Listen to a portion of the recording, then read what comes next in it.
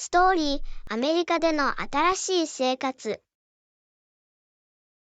第1章、出発。サラは賑やかな空港に立ち、期待に胸がドキドキしました。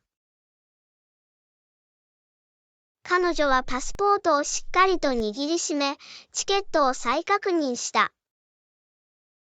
まさにその日、彼女が待ち望んでいた日だった。彼女が慣れ親しんだ世界を離れ、アメリカで新しい冒険に乗り出す日。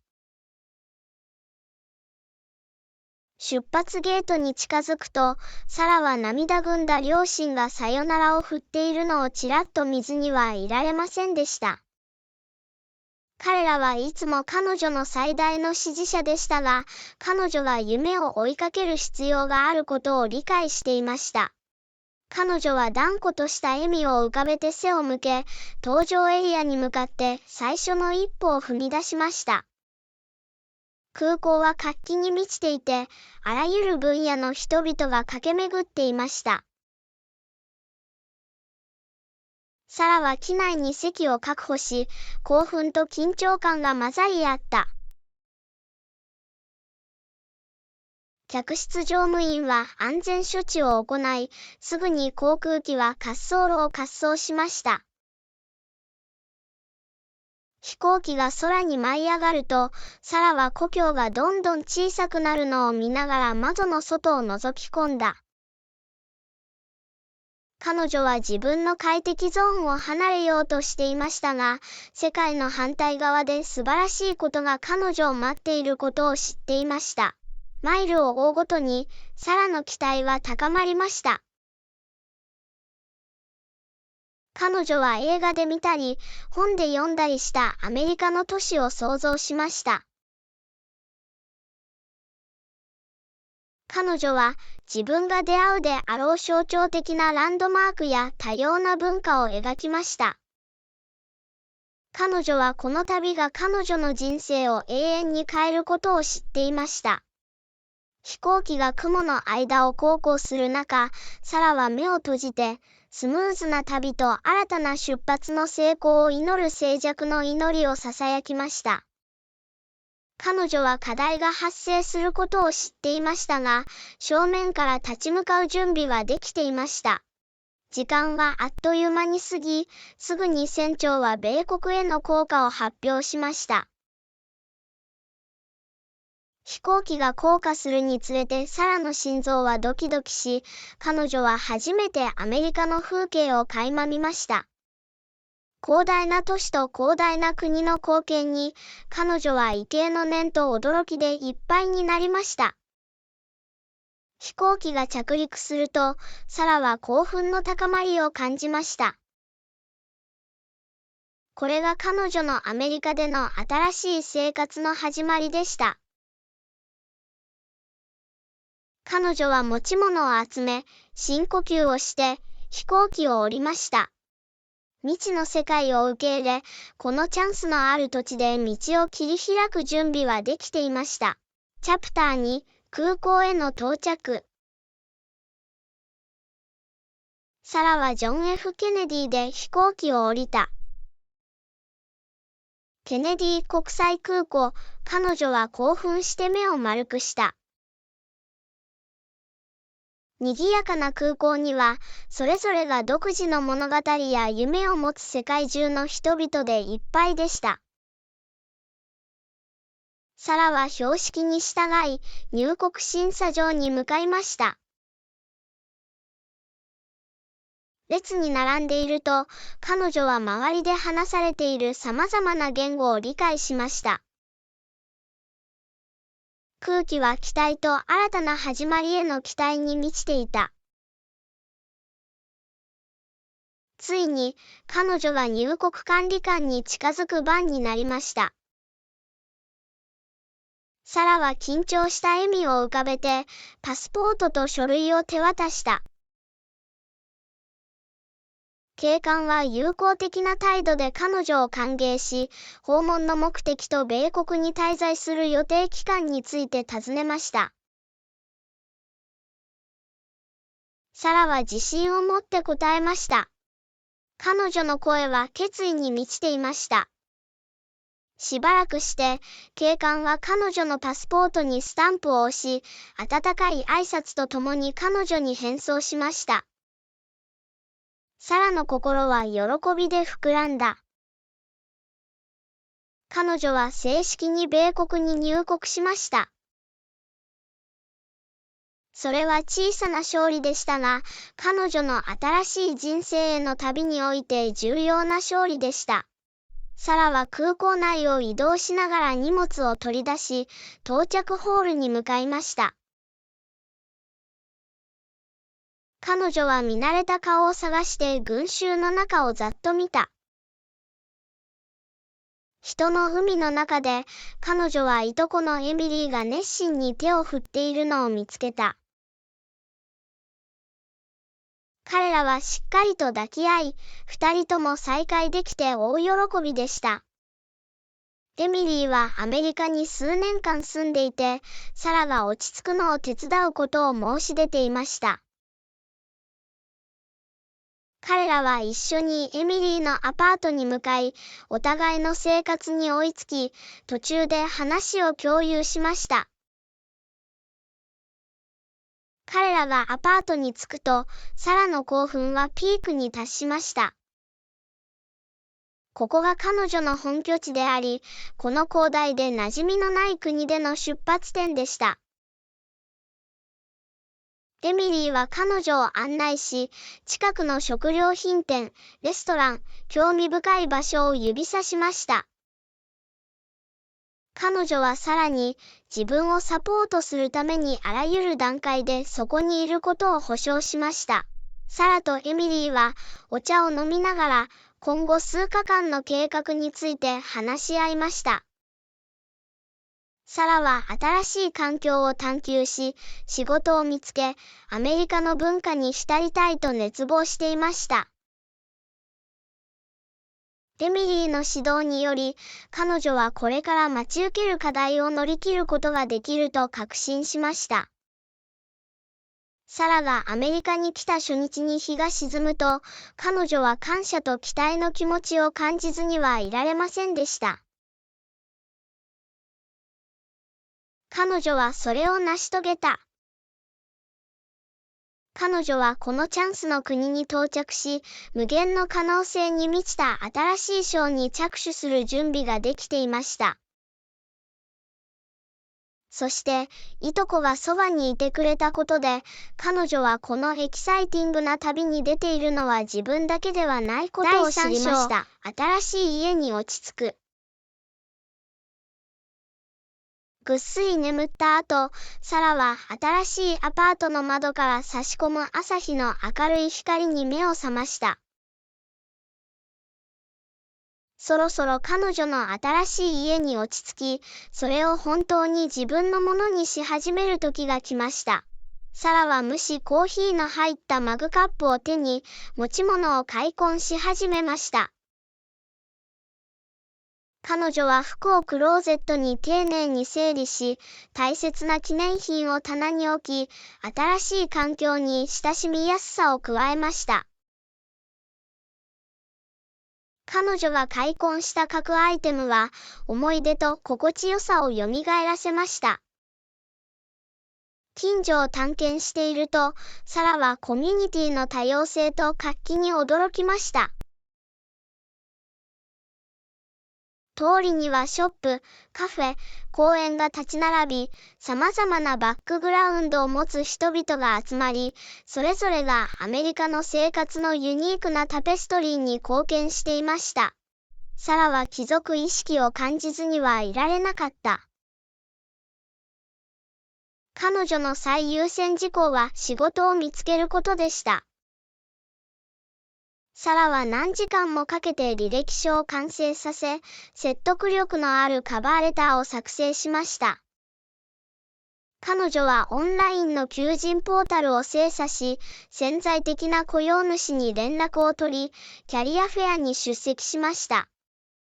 その過程は困難でしたが、サラは決意と希望を持ち続けました。数日が数週間になり、サラの忍耐力は報われました。彼女は自分の資格に感銘を受けた会社から電話を受け、面接に招待されました。緊張しながらも準備万端のサラは、インタビューの中で自分のスキルと情熱を披露しました。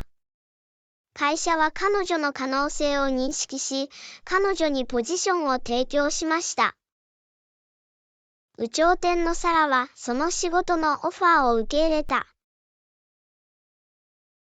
それは彼女が夢見ていた人生を築くための足がかりでした。新たな目的意識を持った彼女は自分自身を証明し、新しいチームに貢献したいと熱望し、仕事に没頭しました。仕事以外では、サラは地元の文化に没頭しました。彼女は地域のイベントに出席し、クラブに参加し、ボランティア活動に参加しました。これらの経験を通じて、彼女は新しい友達を作り、同じ興味を持つ人々とつながりを築きました。季節が変わるにつれて、サラは風景の美しい変化に驚嘆しました。鮮やかな秋の色から冬のきらめく雪まで、季節ごとに独特の魅力があります。サラはこれらの変化を受け入れ、自然の美しさと何か新しいことを体験する喜びを味わいました。旅の途中、サラは自分のルーツを決して忘れませんでした。彼女は故郷の家族や友人と連絡を取り合い、冒険や功績の話をしました。彼らの揺るぎない支援と励ましが、彼女の成功への決意を後押ししました。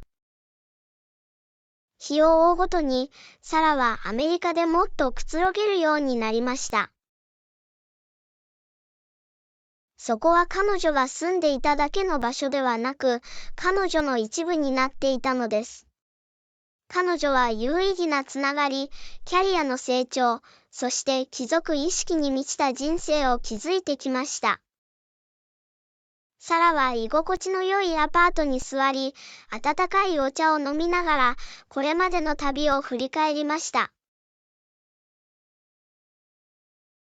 彼女はウィローブルックの小さな村から長い道のりを歩んできました。アメリカでの新しい生活を送るという彼女の夢は現実のものとなり、彼女はやってくるあらゆる機会を受け入れる準備ができていました。チャプター4、街を探索する。冒険心と好奇心に駆られたサラは、今や自分を取り巻く活気に満ちた街の探索に出かけました。地図と放浪心の精神を武器に、彼女は新しい故郷を特徴づけた隠れた宝石や象徴的なランドマークを発見する旅に出ました。彼女のリストの最初に載ったのは、街の有名な繁華街でした。都会の喧騒に包まれた賑やかな通りを歩いていると、彼女の頭上には高層ビルがそびえ立っていた。車のクラクションの音、笑い声、音楽が空気を満たし、都市のエネルギーのシンフォニーを作り出しました。サラは街並みを飾る建築の驚異に驚きました。モダンなガラス張りの建造物と歴史的な建物が並んでいて、それぞれに独自の物語があります。彼女は写真を撮り、過去と現在の街のユニークな融合の本質を捉えました。さらに歩き回ると、サラは多様な料理シーンで知られる活気に満ちた地区にいることに気づきました。スパイスの香りが漂い、彼女の味覚を魅了しました。彼女は焼けるようなストリートフードからエレガントな高級ダイニングまで様々な料理にふけりました。一口一口が楽しい冒険で、今まで経験したことのない味に出会えました。サラは街の歴史と文化についてもっと知りたいと思い、美術館、アートギャラリー、文化センターを訪れました。彼女は、その起源から現代の芸術、科学、革新への貢献まで、街の豊かな遺産を紹介する展覧会に没頭しました。彼女が出会った物語や工芸品は、街の過去と現在への理解を深めました。ある週末、サラは都会の中の緑の聖域である近くの公園に出かけました。彼女は地元の人にも観光客にも加わり、ピクニック、のんびりとした散歩、野外コンサートを楽しみました。この公園は、賑やかな都会の真ん中でさえ、自然と静けさが遠くないということを思い出させてくれました。サラは街の活気に満ちた音楽とエンターテインメントシーンにも気づきました。ジャズクラブからアンダーグラウンドな音楽会場まで、彼女は空気中に満ちたリズミカルなビートとメロディーに没頭しました。彼女は踊り、笑い、音楽への愛情を分かち合った新しい友達と思い出を作りました。探検中、サラは町の住民の温かさと親しみやすさに出会いました。見知らぬ人は知人になり、知人は友達になりました。町の多様な人々が彼女を受け入れ、彼らの文化や伝統を垣間見ることができました。サラは、この人類のるつぼに貴族意識を感じました。時が経つにつれ、サラは単なる居住者ではなく、死の大使になりました。彼女はお気に入りのスポットやインサイダーヒントを新参者や訪問者に熱心に共有しました。彼女はガイドの役割に夢中になり、自分の心を捉えた美しさと興奮を他の人に発見してもらいました。角を曲がるたびに、新しい体験をするたびに、街はさらに多くの不思議を見せてくれました。それは絶え間ないインスピレーションの源であり、彼女の好奇心を刺激し、探検への情熱を刺激しました。街は彼女の遊び場となり、光景、音、味覚の活気に満ちたタペストリーとなり、彼女は発見を続け、学び続け、アメリカでの新しい生活が提供する無限の可能性を受け入れ続けるように誘いました。第5章、仕事の初日。サラの目覚まし時計はブーンという音を鳴らし、彼女の旅の重要な一日、つまり新しい仕事に就いた初日の始まりを告げました。彼女はベッドから飛び出した。興奮と緊張が混ざり合って静脈を駆け巡った。さっと朝食をとり、最後に鏡をちらっと見てプロらしく見えることを確認した後、彼女はオフィスに出かけました。早く到着したサラは、ドキドキする心を落ち着かせるために深呼吸をしました。彼女はドアを通り抜けると、生産性のうなり声と同僚の優しい顔に迎えられました。彼らは彼女を温かく歓迎し、自己紹介をし、必要な時にいつでも援助を提供しました。サラの上司は彼女にワークステーションを割り当て、彼女の責任の概要を説明しました。会社の使命と価値観、そして彼女が取り組む予定の具体的なプロジェクトが説明されました。サラは注意深く耳を傾け、ポジティブな影響を与え、チームに貢献したいと熱望していました。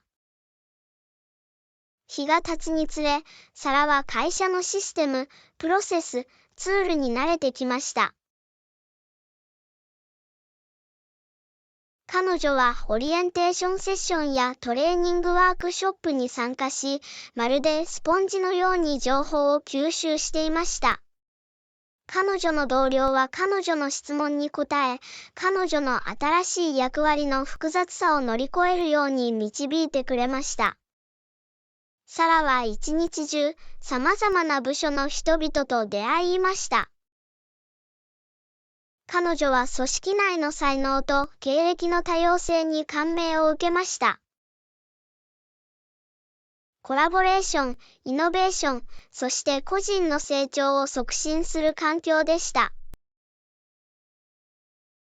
サラはすぐに自分の役割は単なる仕事ではなく、専門的に学び、成長する機会であることに気づきました。彼女は直面した課題を受け入れ、それぞれの障害を自分のスキルを成長させ、磨きをかけるチャンスと捉えました。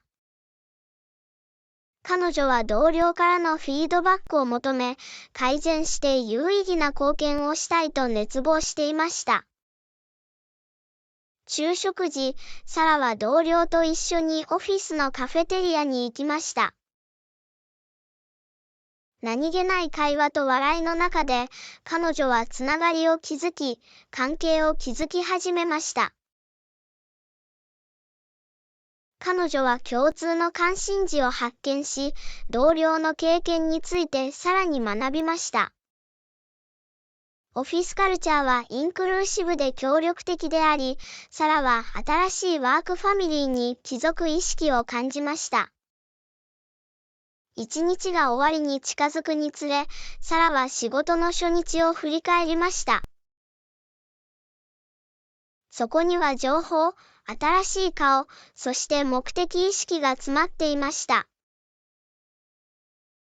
彼女は自分の貢献を大切にし、自分の成長を育んでくれるチームの一員になれたことに感謝しました。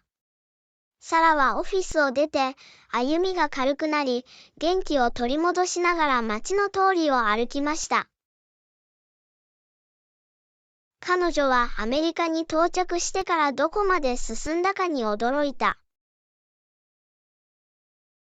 この新しい仕事は単に生計を立てる手段ではなく、彼女の夢と願望への足がかりとなりました。サラは日を追うごとにこれからも学び続け、課題に直面し、プロとしての道のりに変化をもたらすことを知っていました。初日は彼女がアメリカで過ごした新しい人生においてエキサイティングで充実した一生となることが約束されていた出来事の調子を整えました。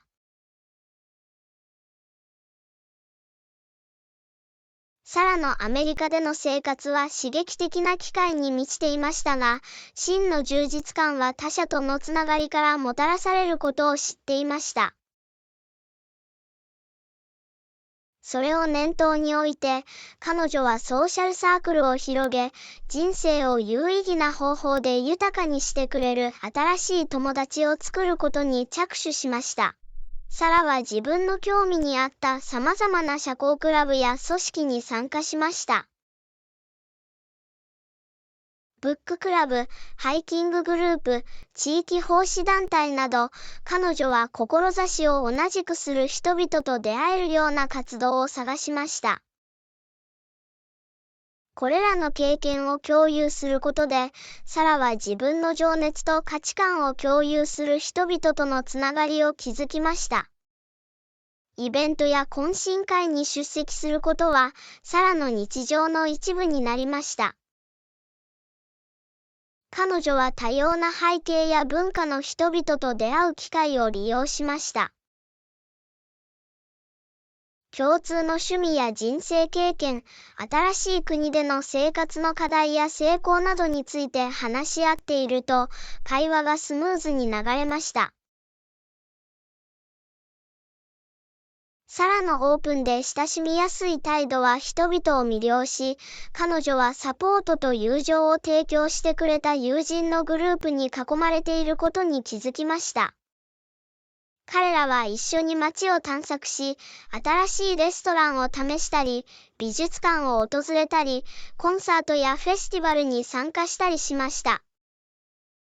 笑いと経験を共有し、日々を過ごし、一生続く思い出を作りました。サラは、現地の友情だけでなく、同化と適応という同じ道を歩んできた他の駐在員ともつながりました。彼らは、母国を離れて新たに始めるという共通の経験で絆を深めました。これらの友情は、異国の地で生活を築くことの喜びと挑戦に共感できたので、理解と安らぎをもたらしました。サラは、個人的にも職業的にも人脈作りの機会を広げるにつれ、友人の輪は増え続けました。彼女は業界のイベント、会議、ワークショップに参加し、そこで同じようなキャリア志向を持つ人々と出会いました。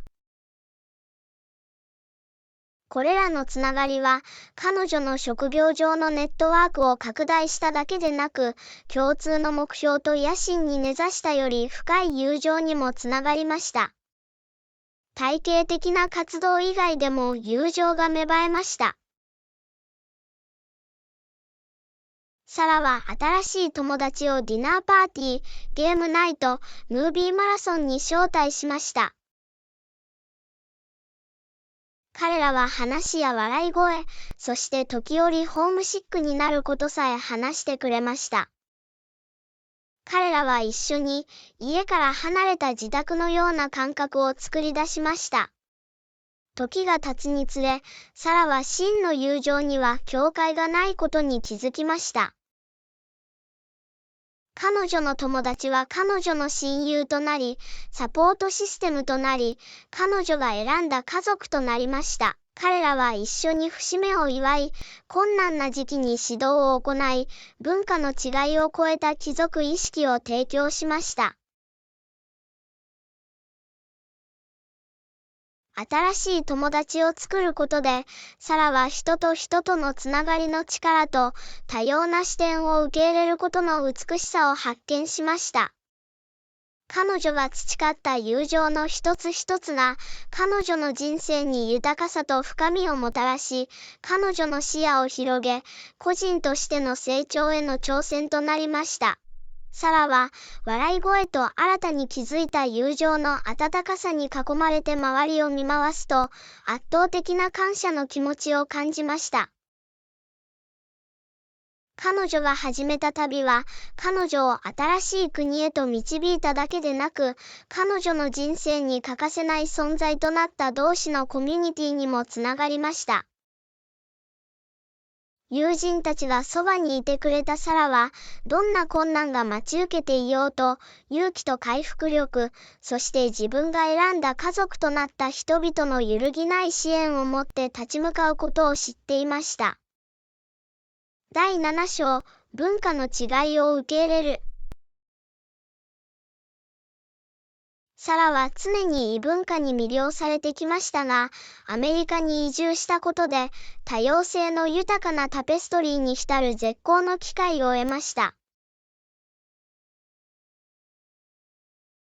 彼女はオープンマインドで人生のこの章に取り組み、遭遇した文化の違いから学び、受け入れたいと熱望していました。サラが最初に探求した文化の一つは、郷土料理でした。彼女は慣れ親しんだ料理を超えて、様々な民族的背景を持つ本格的な料理を提供するレストランや市場を探しました。彼女はスパイシーなメキシコ料理の味を味わい、香り高いインドのカレーにふけり、日本の寿司の繊細な芸術性に喜びました。一口一口食べると文化的な表現が祝われ、料理の背後にある伝統や物語に触れることができました。サラは文化祭や祝賀会にも出席し、アメリカの多様性を示す鮮やかな色彩、リズム、儀式を体験したいと熱望していました。旧正月のパレードからディワリ祭まで、彼女は街を埋め尽くすエネルギーと喜びに驚嘆しました。彼女は伝統的な踊りに参加したり、複雑な衣装を称賛したり、音楽を聴いたりして、遠く離れた土地に連れて行ってくれました。文化の違いを受け入れるために、サラは自分の言語以外の言語を学ぶ機会を探しました。彼女は語学クラスに登録し、言語交換グループに参加し、ネイティブスピーカーとの会話の練習をしました。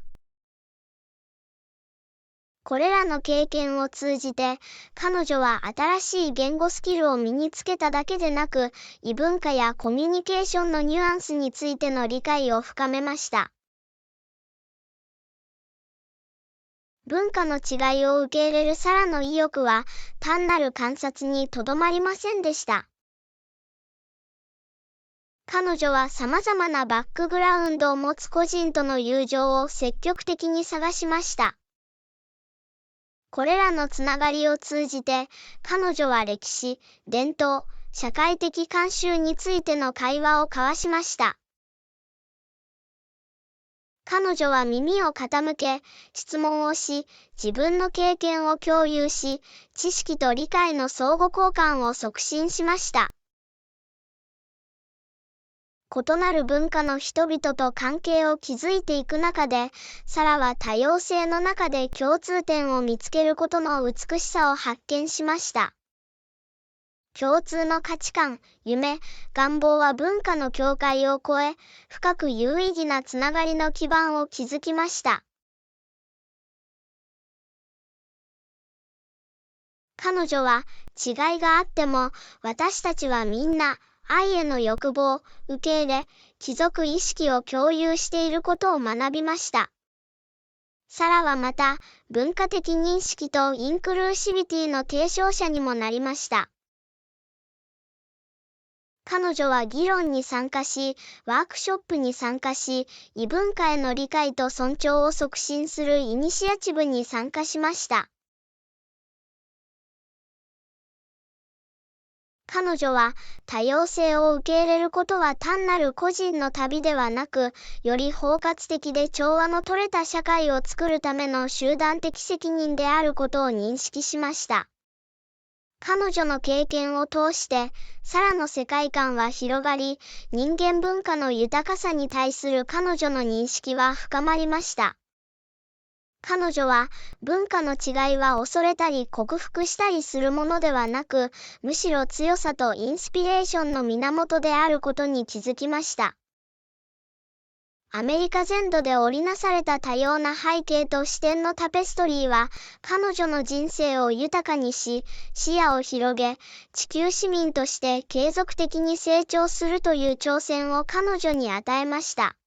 文化の違いを受け入れるサラの旅は、ずっと続いていた。交流のたびに、新しい経験をするたびに、彼女は世界と自分の新しい側面を発見しました。アメリカは文化と伝統のモザイクのようになっていました。サラは多様性を受け入れることで彼女が繁栄し続け、より思いやりのある相互接続された世界を作り出すことができると知っていたので、それぞれのユニークな作品を称えようと決心しました。克服。サラはアメリカでの旅を続ける中で、彼女の回復力と決意を試す一連の課題に遭遇しました。しかし、彼女はそれぞれの障害に断固たる決意を持って立ち向かいました。それらを克服することが個人の成長とより深い達成感につながることを知っていたからです。サラが最初に直面した課題の一つは言葉の壁でした。彼女はアメリカに来る前に英語を勉強していましたが、英語を話す環境に没頭することは全く新しい困難に直面しました。彼女は頑張って練習や言語交換プログラムを通じて語学力の向上に専念し、ネイティブスピーカーと会話する機会を探しました。次第に自信がつき、彼女は流暢に自分を表現し、英語のニュアンスを理解することに熟達しました。サラが直面したもう一つのハードルは、新しい職場文化をナビゲートすることでした。彼女の職場における期待、規範、コミュニケーションスタイルは、彼女が慣れ親しんでいたものとは異なっていました。彼女は同僚や上司に指導を求め、彼らのフィードバックに積極的に耳を傾け、それをアプローチに取り入れました。オープンマインドと順応性を通じて、サラは複雑な職場環境を乗り切ることを学び、やがてチームに欠かせない存在になりました。外国で生活するということは、ホームシックや孤立感に対処することでもありました。サラは家族、友人、そして母国の親しみやすさを恋しく思いました。その間、彼女は新しく見つけた友人たちと故郷の愛する人たちの両方から支援を求めました。彼女はビデオ通話、メッセージ、共有時間を活用してつながりを保つことで、距離を埋めるテクノロジーの力を発見しました。さらに、彼女は自分のルーツを思い起こさせる文化イベントに参加することに安らぎを求めて、新しい環境での帰属意識を見つけるのに役立ちました。サラが直面したもう一つの課題は、米国の文化的ニュアンスと社会的規範に適応することでした。彼女は様々な視点、価値観、習慣に出会い、時には自分のものと衝突することもありました。サラは、こうした違いを障害とみなすのではなく、個人の成長と理解の機会として捉えました。彼女はオープンで敬意に満ちた対話をし、積極的に他者の意見に耳を傾け、自分の意見を分かち合うことで、相互の尊重と共感を育みました。逆境に直面したサラは、自分の内なる強さと回復力を発見しました。彼女は挑戦を個人的及び職業的能力開発への足がかりとして受け入れることを学びました。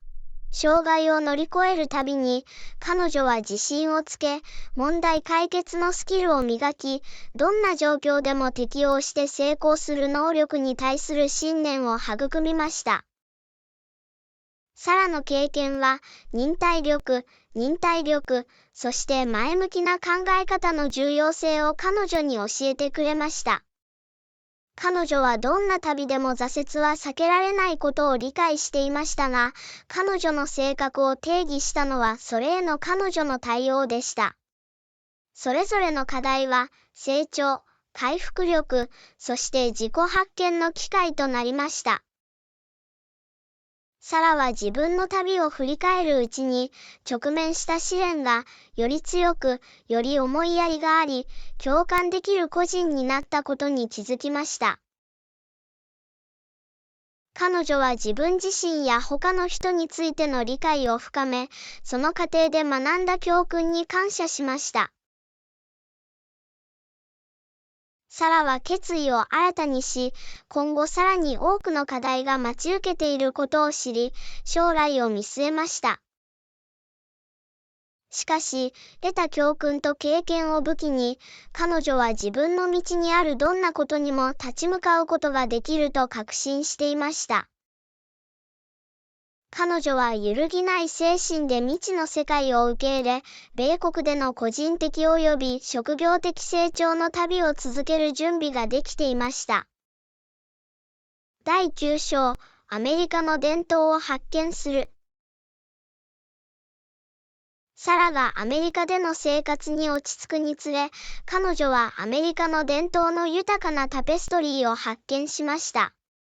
それが彼女の想像力をかきたて、新しい故郷とのつながりを深めることができました。国民の祝日から文化的な祝賀会まで、彼女はアメリカ文化を定義づける習慣やお祭りを熱心に取り入れました。サラが最初に出会ったアメリカの伝統の一つは感謝祭でした。彼女はアメリカ人が定住した初期の頃に、この祝日の歴史的意義とそのルーツについて学びました。サラは感謝の気持ちで参加し、友人や家族と集まって豊富な食事を分かち合い、人生で受けた祝福への感謝の気持ちを表しました。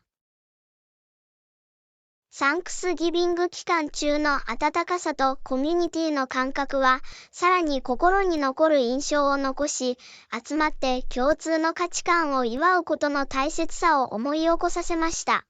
サラは年間を通じて、独立記念日や労働者の日など、全国的に認められている他の祝日にも熱心に参加しました。彼女は国の歴史と功績を記念する活気に満ちた花火大会やパレードに驚きました。これらの祝賀会は国民の誇りと団結の感覚を育み、サラはアメリカ国民と彼らが共有する遺産との深いつながりを感じました。国民の祝日に加えて、サラは州やコミュニティによって異なる地域や文化の伝統も取り入れていました。彼女はニューオーリンズで開催されたマルディグラのフェスティバルに参加し、活気のある音楽、色とりどりのパレード、鮮やかな衣装を楽しみました。彼女はメイシーズ・サンクスギビングデーパレードの魔法を体験しました。巨大なインフレータブルバルーンがニューヨーク市の通りに浮かんでいました。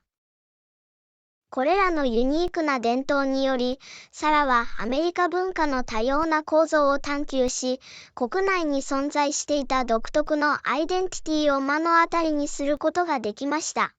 サラはアメリカのスポーツ文化の楽しさにも気づきました。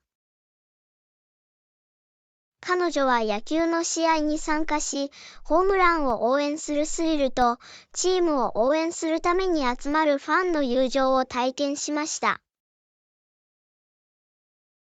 彼女はマーチマッドネスの興奮に巻き込まれ、ブラケットを埋めたり、友達と友好的な競争をしたりしました。こうしたスポーツイベントを通して、サラはスポーツが文化や社会の境界を越えてインスピレーションを与える情熱と団結を目の当たりにしました。サラは主流の伝統だけでなく、アメリカの風景を形作った様々なコミュニティの文化的慣習についても掘り下げました。彼女は中国系アメリカ人の友人と旧正月を祝い、鮮やかな色彩、ドラゴンダンス、伝統的な珍味を楽しみました。彼女はネイティブアメリカンのパウアウに参加し、先住民文化の豊かな遺産と芸術性を目の当たりにしました。これらの経験は、米国を構成する多文化モザイクについての彼女の理解を深めました。サラはアメリカの伝統を発見し続けているうちに、それが性的ではなく、多様で絶え間なく変化する社会の表現を進化させるものであることに気づきました。彼女は人々を結びつけ、貴族意識を生み出し、文化遺産を保護する伝統の能力を高く評価しました。一方、サラは母国の伝統や習慣をアメリカ人の友人に伝えました。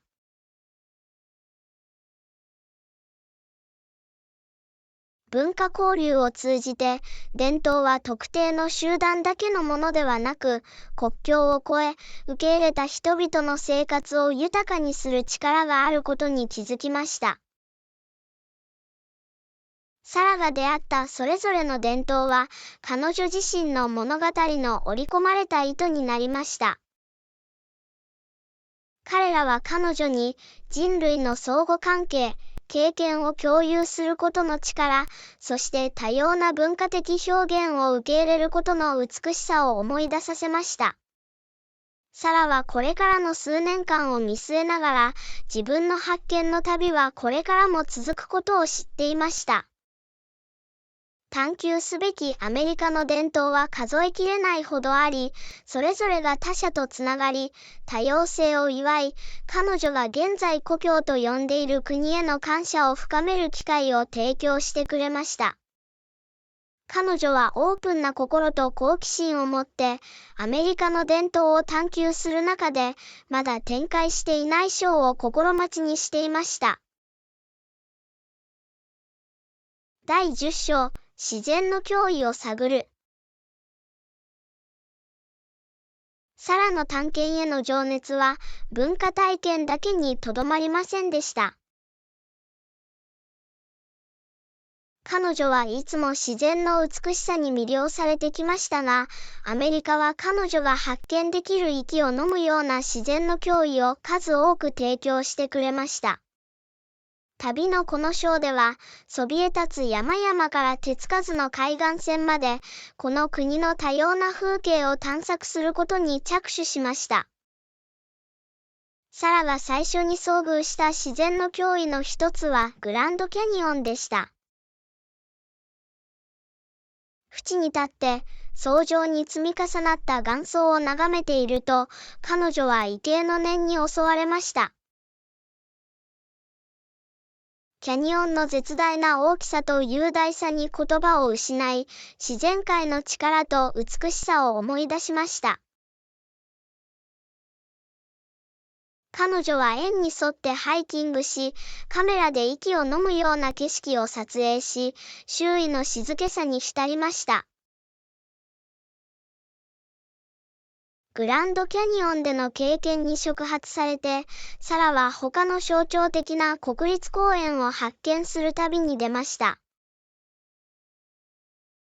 彼女はヨセミテ国立公園のそびえ立つセコイアの森をハイキングし、空に向かって伸びる古代の巨人に驚嘆しました。彼女は独特の砂漠の植物層と見事な岩層があるジョシュアツリー国立公園の別世界の風景を探検しました。彼女が訪れた各公園は自然の信じられないほどの多様性について新しい視点を提供し、これらの貴重な生態系を保護する必要性に対する深い認識を彼女に与えました。自然の脅威の探求は陸上での冒険だけにとどまりませんでした。彼女はまた国の海岸線や水路にも惹かれました。彼女はカリフォルニアの美しいビーチを訪れ、涼しい海風を顔に感じ、リズミカルな波の打ち寄せる音を聞きました。彼女はエバーグレーズのボートツアーに乗り出し、湿地の静けさに浸り、多様な野生生物を垣間見ました。太平洋岸の荒々しい美しさであれ、東海岸の穏やかな沼地であれ、サラは自然の水辺に抱きしめることで慰めとインスピレーションを得ました。有名な目的地以外にも、サラは隠れた名所やあまり知られていない自然の脅威を探しました。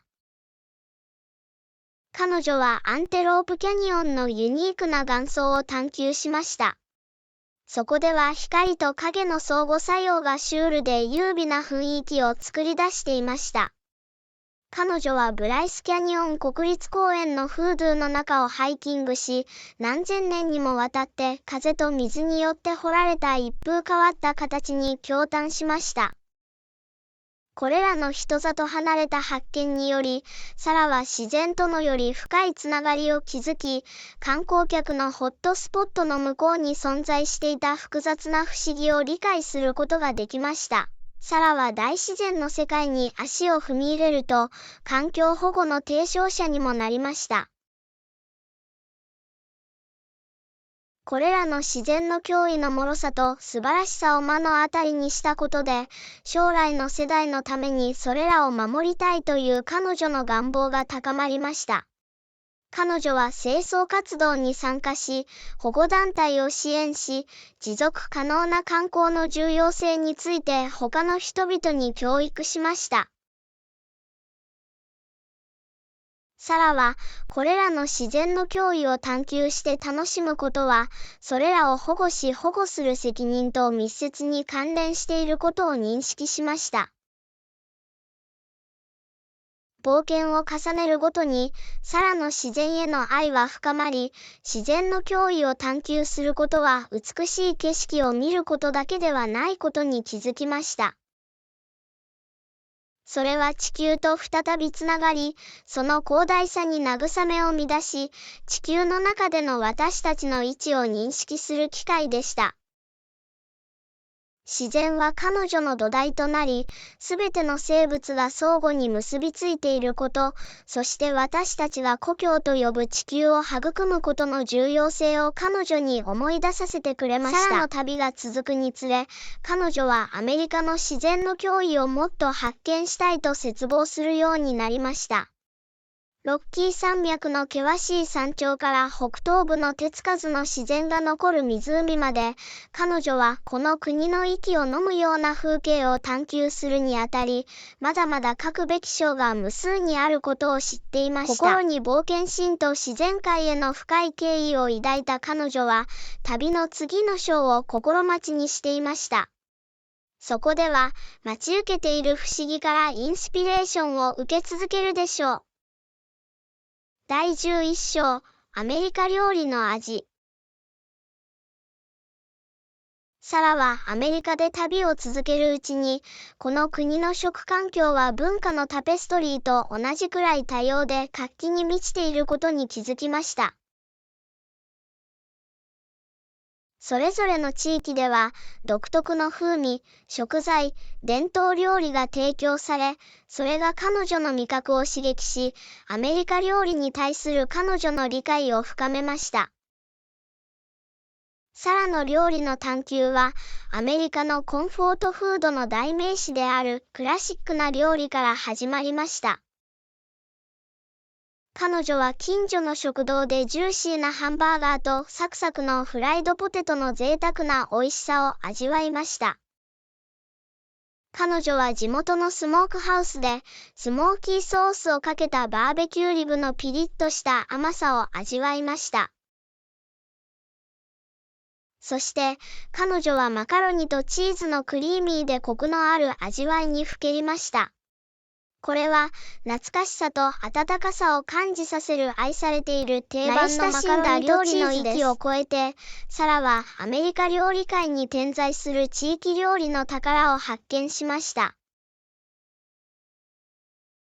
南部では、彼女は南部料理のソウルフルな味を大喜びしました。彼女はふわふわのビスケットと美味しいコラードグリーンを添えたサクサクのフライドチキンのプレートをむさぼり食いました。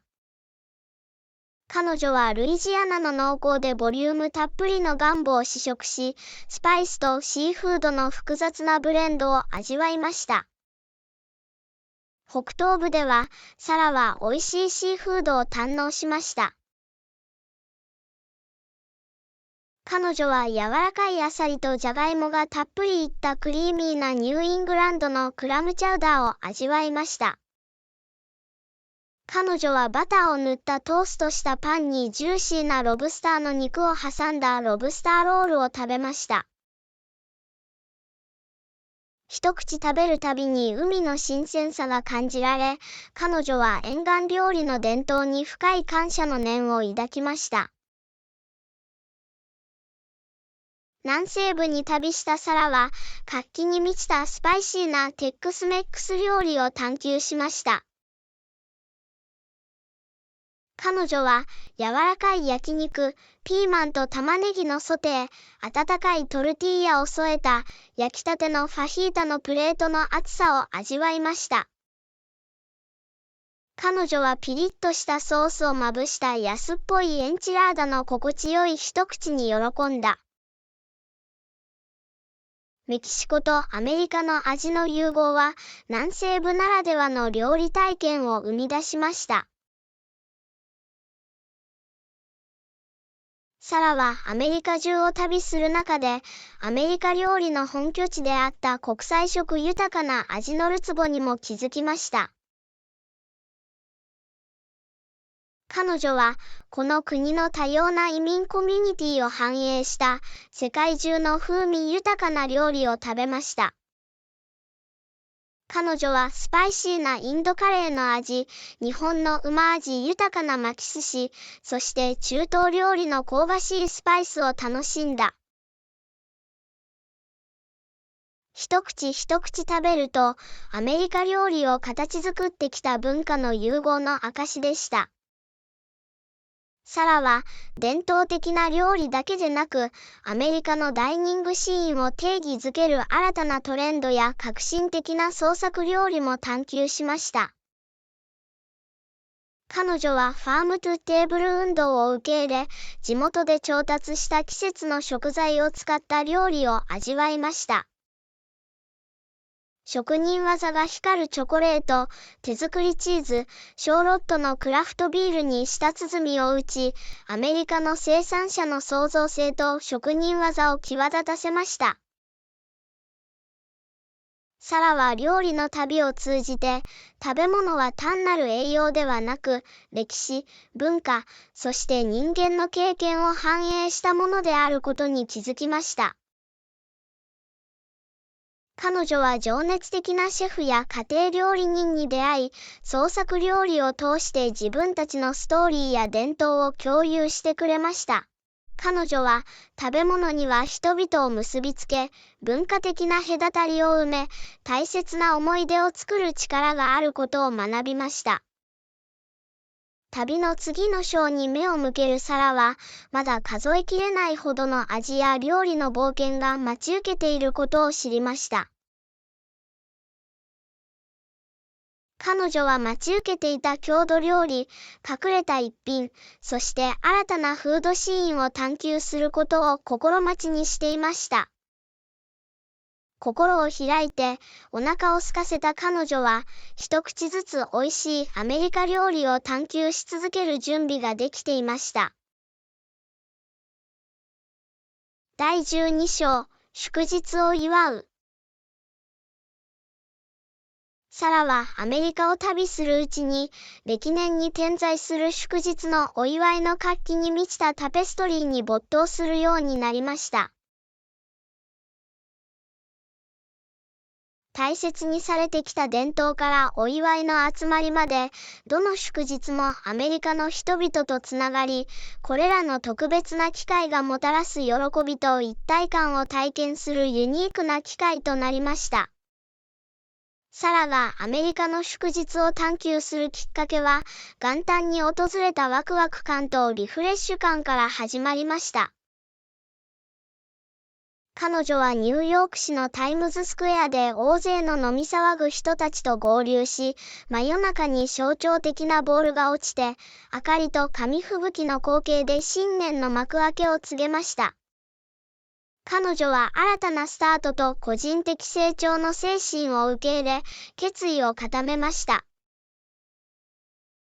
春が来ると、サラはイースターの色とりどりのお祭りを熱心に受け入れました。彼女はエッグハントに参加し、隠された宝物を発見した子供たちの喜びを喜んでいました。彼女は美しく装飾されたイースターエッグの複雑な職人技に驚き、チョコレートバニーの甘さを味わいました。これらの伝統を通して、彼女は休暇に伴う再生の精神と希望にどっぷりと浸かりました。夏、サラは独立記念日の愛国心を体験しました。彼女は公園やスタジアムに集まった観客たちに加わり、夜空を照らす壮大な花火大会を心待ちにしていました。彼女は赤、白、青の衣装を着て、国の歴史と自由と団結の理想を誇らしげに祝いました。秋になると、サラはハロウィーンの伝統を受け入れました。彼女はカボチャをジャック・オーランタンに彫りました。揺らめくろうそくの明かりが不気味な輝きを放ちました。彼女はコスチュームを着て、一晩で誰かまたは何か他のものになる機会を楽しんだ。彼女はお祝いの集まりやトリックオアトリートに参加し、空気中にあふれる遊び心とコミュニティ意識に喜びを感じました。ホリデーシーズンは、サラの旅に温かさと喜びをもたらしました。彼女は感謝祭を祝い、伝統的な食べ物でいっぱいのテーブルの周りに集まり、人生における祝福への感謝の意を表しました。彼女はクリスマスツリーを飾り、ライトを紐でつなぎ、大切な装飾品をぶら下げました。彼女は愛する人と贈り物を交換し、与えることと愛の精神を受け入れました。ホリデーシーズンは家族、一体感、そして優しさを広めることの重要性を彼女に思い出させました。サラはまた、アメリカでの祝日は有名なお祝いに限定されないことも発見しました。彼女は地域の伝統に出会い、それがホリデーカレンダーに独特の風味を加えました。彼女はカーニバルシーズンの集大成となったニューオーリンズのマルディグラの活気に満ちたパレードとお祝いの音楽を体験しました。彼女はヒスパニック系コミュニティにおける死者の日の厳粛な美しさを目の当たりにし、亡くなった愛する人たちを称え、追悼しました。これらの多様な祝賀会は、米国を構成する文化的モザイクについての彼女の理解を深めました。サラは、伝統的な祝日以外にも、カレンダーに点在するあまり知られていない行事や風変わりなお祝いに喜びを見出しました。彼女はセントジョージの興奮と友好的な競争に夢中になりました。聖パトリックの日のパレードでは、緑の服装をして、お祭りに参加します。彼女は桜やリンゴの収穫から熱気球や音楽まで、あらゆるものを祝う地元のフェスティバルに参加しました。サラは様々な祝日を祝っているうちに、その重要性が特定の伝統や習慣にとどまらないことに気づきました。どの機会もアメリカ国民が一堂に会し、喜び、感謝、追悼を表明し、地域社会と共通の価値観の絆を強める機会となりました。旅の次の章を見据えて、サラは今後の休暇やこれから出会う新しい伝統を心待ちにしていました。彼女は、祝日は単なるカレンダー上の日付ではなく、他の人とつながり、アメリカ文化の多様性を受け入れ、人間の豊かな経験を祝う機会であることを認識しました。心を開いて祝福の精神を胸に、彼女は進化し続けるアメリカの祝日のタペストリーを通して旅を続けました。第13章、夢と野望の追求。アメリカを探検している最中、サラは夢と野望を追求する人々の話に触発されました。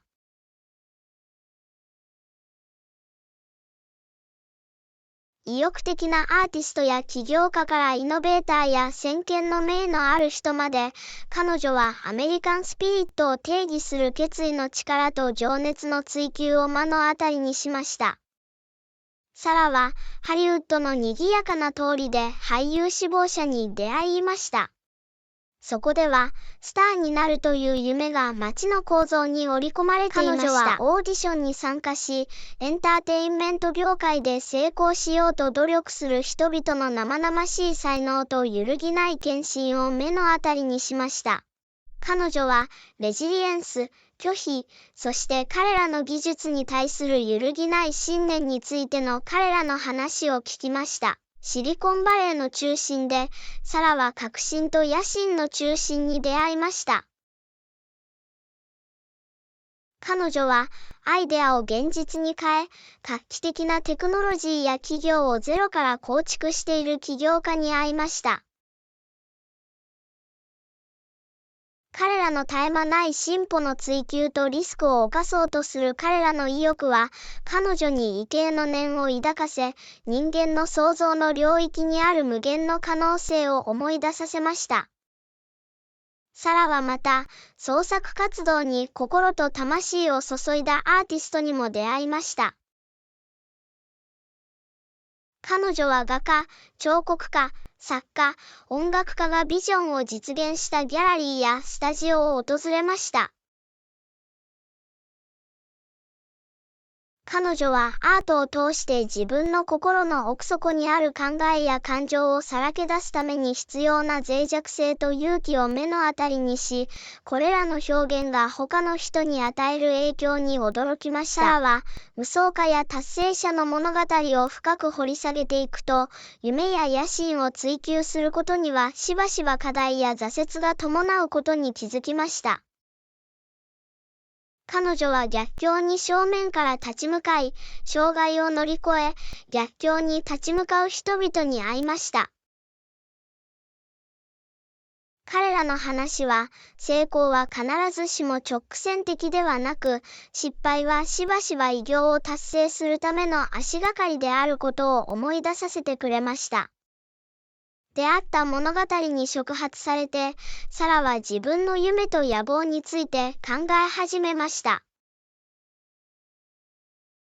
彼女はアメリカを旅したことが自分に自己発見と成長のまたとない機会を与えてくれたことに気づきました。彼女は自分の情熱と願望を見出し、新たな目的意識と決意を感じました。この新たな明快さを武器に、サラは夢を追いかけました。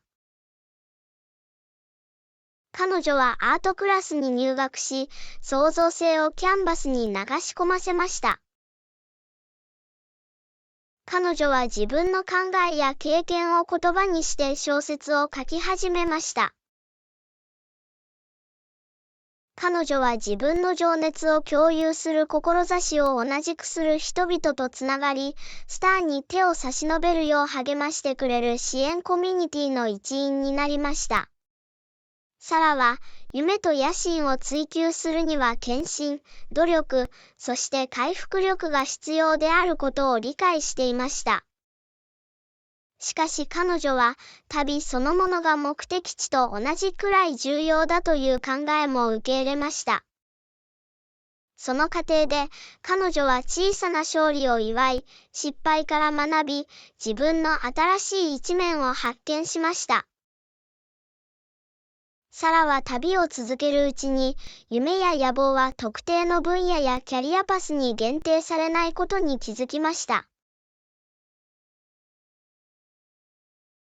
芸術、科学、ビジネス、その他の分野を問わず、一人一人が独自の情熱と願望を持っていました。最も重要なのは、自分の心に従う勇気と、夢を現実に変えるために必要な一歩を踏み出す意欲でした。日を追うごとに、サラは自分の夢を追い求める中で、達成感と目的を感じていました。彼女は、野望の追求は旅の一つの章に限定されるものではなく、生涯にわたる努力であることに気づきました。将来を見据えたとき、彼女は自分の道が挑戦と成長、そして自分の情熱と願望に沿った人生を送るという揺るぎない決意によって特徴づけられることを知っていました。旅の次の章でも、サラは自分の夢を追い求めること、そして周囲の世界に有意義な影響を与えたいという願望に支えられて、探求し、学び、進化し続けました。第14章、教育システムをナビゲートする。サラはアメリカを旅し続けるうちに、アメリカの多様で広範な教育制度に没頭していることに気づきました。幼児教育から高等教育機関に至るまで、彼女は学生が教育への道を歩むときに直面する機会と課題を目の当たりにしました。サラは、米国の教育制度の基礎を観察することから探求を始めました。彼女は幼稚園を訪問しました。そこでは、幼い子供たちが遊びに基づいた学習に取り組み、社会的スキルや認知能力を身につけました。幼児教育を重視することが、将来の学業の成功のための重要な足がかりだと考えました。初等教育と中等教育に挑戦する中で、サラは教育の選択肢の多様性に気づきました。彼女は公立学校を訪問しました。公立学校では、標準化されたカリキュラムを重視し、幅広い課外活動を提供しながら、大多数の学生に教育を提供していました。彼女はまた、特定の興味や教育理念に応える代替教育方法や専門プログラムが用意されている私立学校も探求しました。サラは、地域を地域の学校を監督する小さな行政単位に分割する学区の概念について学びました。彼女は、教育資源と機会の違いを目の当たりにしました。一部の地区ではより資金のある学校があり、高度なプログラムにアクセスできる学校もあれば、学生に十分なリソースを提供する上で課題に直面している地区もあるからです。課外活動はアメリカの教育において重要な役割を果たしており、サラはスポーツ、音楽、芸術、ディベート、その他の活動に従事する学生の情熱と献身を見ました。こうした活動に参加することで得られる仲間意識や個人の成長、奨学金や大学入学の機会を目の当たりにしました。サラは高等教育を深く掘り下げながら、全国のカレッジや大学を訪問しました。彼女は有名な IB リーグの大学から学位取得のための手頃な価格の進路を提供するコミュニティカレッジまで幅広い教育機関を発見しました。彼女は入学手続きについて学びました。入学手続きには多くの場合、標準化されたテスト、小論文、推薦状など、大学が学生を選ぶ際に考慮するその他の要素が含まれていました。リベラルアーツや科学から工学、ビジネス、医学などの専門分野に至るまで、大学が提供する様々な学術プログラムを観察しました。学生と教員が協力して知識を広げ、社会的課題に取り組む中で、研究、イノベーション、批判的思考に価値が置かれていることに気づきました。彼女はまた、様々なバックグラウンドを持つ学生が高等教育を受けられるようにするための財政援助と奨学金の重要性についても学びました。サラは、ふさわしい学生に財政的支援を提供し、授業料の負担を軽減するために組織や機関が献身的に取り組んでいるのを目の当たりにしました。サラは、米国の教育制度には課題がないわけではないことを認めました。彼女は、社会経済的要因と地理的位置に基づく教育機会の格差を認識しました。彼女は、すべての学生の公平性、包括性、質の高い教育へのアクセスの問題に取り組むための継続的な議論と取り組みを目の当たりにしました。サラは旅を続けるうちに、教育は正式な教育機関だけに限定されていないことに気づきました。彼女は、オンラインコース、職業訓練、ワークショップ、または実習を通じて、生涯学習の価値を発見しました。彼女は、進化し続ける世界で新しいスキルと知識を習得することの重要性を理解しました。サラは自分の経験を振り返り、教育は個人に力を与え、個人の成長を促進し、より良い未来への機会を創出できる強力なツールであることを認識しました。彼女は、熱心な教師、メンター、教育制度が、生徒が潜在能力を最大限に発揮するように促す影響を目の当たりにしました。旅の次の章でも、サラは教育と自己啓発の交差点を探求し続けました。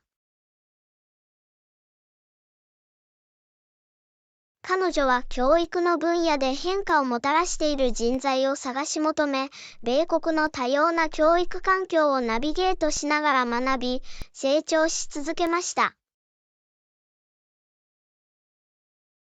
第15章、旅の振り返り。アメリカでの旅が終わりに近づくにつれ、彼女は少し時間をとって、その過程で得た素晴らしい経験、教訓、そして個人的な成長について振り返りました。アメリカの多様な風景、文化、人々を探求した彼女の時間は、彼女に消えない痕跡を残し、彼女の視点を形作り、世界に対する理解を深めました。旅の途中、サラは自然の計り知れない美しさに出会いました。ロッキー山脈の雄大な山頂から太平洋の静かな海岸まで、彼女は自然界の畏敬の念を起こさせるような力と静けさを目の当たりにしてきました。彼女は国立公園をハイキングしたり、素晴らしい風景に驚いたり、環境の調和に触れたりしました。これらの経験は、彼女に地球への深い感謝と地球保護へのコミットメントを植え付けました。サラはアメリカ文化のタペストリーにも没頭していました。彼女は地域社会と共に祝日を祝い、人々を結びつける喜び、伝統、共通の価値観を受け入れてきました。彼女は人々の背景、信念、経験の多様性を目の当たりにし、人間の多様性の豊かさと包括性の力に対する深い敬意を育んできました。夢や野望を追求する人々との出会いは、サラは自分の願望を振り返るきっかけとなりました。彼女はこれらの旅を後押しする回復力、決意、情熱を目の当たりにし、個人の成長と充実感を追求するようになりました。彼女は、夢は特定の道に限定されるものではなく、各個人の才能、情熱、価値観によって独自に形作られることを学びました。教育システムは、さらに知識と学習の力についての貴重な洞察を与えてくれました。彼女は教育が個人や地域社会に与える変革の影響を目の当たりにし、質の高い教育への公平なアクセスの重要性を認識していました。彼女自身の発見の旅は、学習は生涯にわたる努力であり、成長と自己改善はあらゆる経験に見られるという考えを強めました。旅を振り返るうちに、サラはアメリカでの時間が単に異国の地を探索するだけではないことに気づきました。それは自己発見、文化的理解、そして個人的なつながりの旅でした。彼女は馴染みのないものを受け入れること、自分の思い込みに挑戦すること、そして新しい経験の旅に心を開いてアプローチすることを学びました。サラは人間の経験がもたらす勝利と試練の両方に遭遇しました。彼女は逆境に直面した時のコミュニティの回復力、見知らぬ人の優しさ、そして人とのつながりの力を目の当たりにしました。これらの出会いは彼女に消えない痕跡を残し、彼女の価値観を形作り、世界にプラスの影響を与えたいという願望に火をつけました。旅を終える準備をしている間、サラは思い出と経験の宝庫を持ち歩きました。彼女はアメリカで過ごした時間が自分を変え、視野を広げ、人類に対する理解を深めたことを知っていました。彼女はその道のりで得た機会、友情、そして純粋な驚きに満ちた瞬間に感謝の気持ちでいっぱいでした。新たな目的意識と感謝の心を持って、サラは人生の次の章を楽しみにしていました。彼女は自分が得た教訓と経験が旅の先がどこであろうと、これからも自分を導いてくれることを知っていました。アメリカに別れを告げたとき、彼女は探検心、好奇心、オープンマインドの精神を胸に、新しい冒険に乗り出し、待ち受けている世界の美しさを受け入れる準備ができていました。